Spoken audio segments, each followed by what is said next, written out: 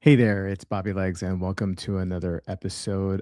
Training update, recomping my body post 50 years of age. This is not a watch video. Sorry about that, guys. We'll be coming back with more of those in the near future, but I'm also including these updates because this is what I'm into now.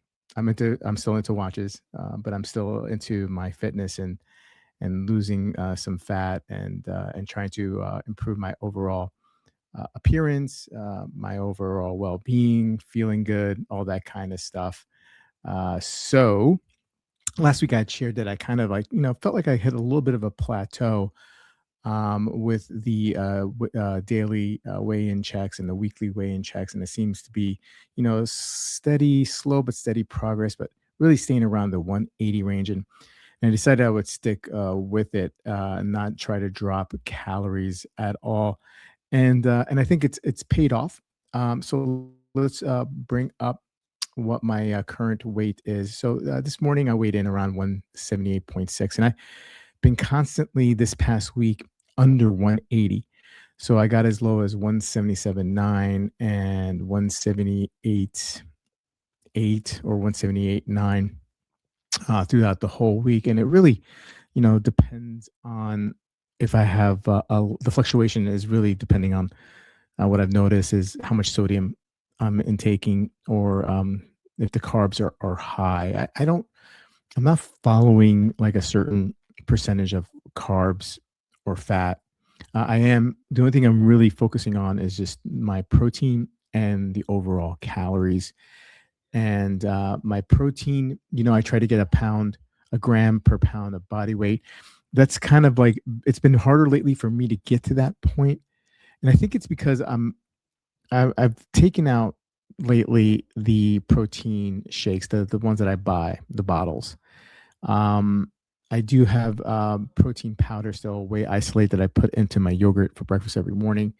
I'm still, using that, but the actual drink itself, it's processed. I mean, so is the whey protein, but the whey isolate is just basically one or two ingredients. Well, one ingredient actually is just whey, because there's no flavor. It's that Naked brand. And but the shakes or the bottles, the drinks that I'm getting, although the macros are very good and it's mostly protein and the calories are down. Like I said, it's processed and it's got some stuff in there that, like, I don't know if I want to consistently put in my body every day. I think once in a while it's fine, but I was using it as a crutch to get that extra protein in because it is really kind of hard for me to do that with regular animal protein sources. And I've decided that I'm going to step up that part, the animal protein source, and just do more prep with some chicken. I have been doing a combination of chicken breast and chicken thighs. The thighs are a little bit more calories in it because of the fat content. It does taste a little bit better, and it's not as dry as a chicken breast can be. But I'm going to actually start eliminating that and just focusing on chicken breast. I've also got a couple of 93.7 ground beef, pasture raised ground beef that, just to mix it up. And so I'm going to just try to include more of the animal stuff in my, at least because I have control, right? I mean, look, who knows how these animals are treated? Hopefully the kind of brands that I'm buying treat their animals well.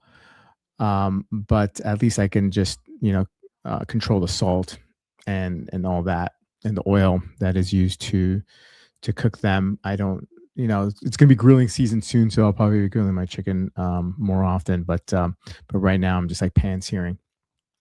So that's going to be like the big change, and that's why it's a little bit harder for me to hit those protein numbers. I'm trying my best to do that. So like I really don't focus on carbs or fat. Some days the carbs are more than the fat, and sometimes the fat is more than the carbs. But on those days where the carbs are really, really high, like I'm talking like over like 300 grams of carbs, um, I noticed that my weight tends to fluctuate a little bit higher, and it's probably because of the sodium that are in, those carbs. Those carbs are basically refined, processed carbs, pretty much. I do eat a lot of vegetables, and there's some carbs in vegetables, but like, I'm probably on those days where those carbs are hitting up there, I'm probably eating like a little bit of bread or pasta or whatnot. So just trying to be mindful of that. But all in all, very happy of the progression. As you can see here, 178.6 on the weight. Then the goal weight there is 175. I'm dropping that to like 170. I may drop that down to like 165, depending how the next couple of weeks go. Just because I want to hit that 15% body fat guesstimate. It says 19.9 here on my body fat. I don't trust that number. It's probably higher, or maybe it's on point. I don't know, but I'm not really trusting that number. I'm just going by like the way I look and feel compared to some other images I'm seeing of people who are, in certain body fat percentages, taking measurements and whatnot. Let's see here. The next image I got. Okay, yeah. So the 17 let's see here. The subcutaneous fat percentage is 17.3, 39 point. I'm not even saying that word right. I'm spent. I only had like 5 hours of sleep last night, so I apologize. And the visceral fat index, again, I don't know how they measure it, but it's a 7. As long as it keeps going down, that's fine with me. And then finally here, the weekly trend, right? So again, I ended the week at, well, the week average was also 178.6. Last week was 179.9. So hopefully I've broken through the plateau, and then next week or this week coming up, the weight will continue to keep going down at a slow and steady rate. If I could do like a pound a week, that's great. That's great. So I'm still doing my steps. I'm still, I believe in a good enough caloric deficit. My calories are around 2,000 calories a week. Some days are a little bit less, some days a little bit more, somewhere between 2,000 and 2,100. That's really where my calories are at. And I seem to be losing, I'm not gaining weight, and I'm not maintaining weight per se. I am slightly losing weight, so that's good, and that basically leaves more in a tank right now if I want to get super aggressive. So I'm going to stay where I am right now, but if I want to get super aggressive, dropping the calories, or not super aggressive, but I mean I can go down to 1,800 calories, fairly easy. Maybe that's something that I eliminate, carb wise in the diet or fat wise in the diet. So that to me is a lot easier than going down to 1,500 calories, right? So I have that in my back pocket, which is great for those days. Hopefully at the end of the cut, where it gets difficult, and I could pull that out. Working out twice a week, high intensity weight training.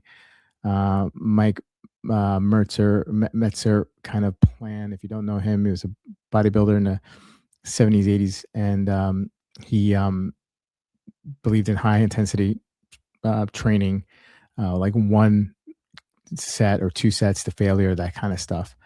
And boy, I'm feeling it. I am feeling it. I'm actually going to true failure on like sets, like for like leg press or leg squats, deadlifts, and just a true, like, I can't go anymore to muscular failure, pre-exhausting that body part and then go into a heavy compound set. And man, I feel it.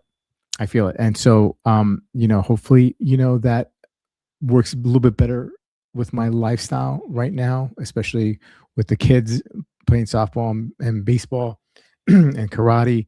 I'm still doing karate twice a week. So it's just time. I don't have much time, especially during the weekdays. Weekends, depending on the kids cooperate or not, I may have a little bit more time, but it's usually centered around them, or centered around, now it's going to be like yard work for a while because the winter's, letting up. So anyway, guys, hey, let me know how your workout's going, if you're doing something or training. I'd love to hear what you have to say. If you have any suggestions or advice for me, I'd love to hear it. Please put it in a comment below, and I'll see you guys in the next video. Take care.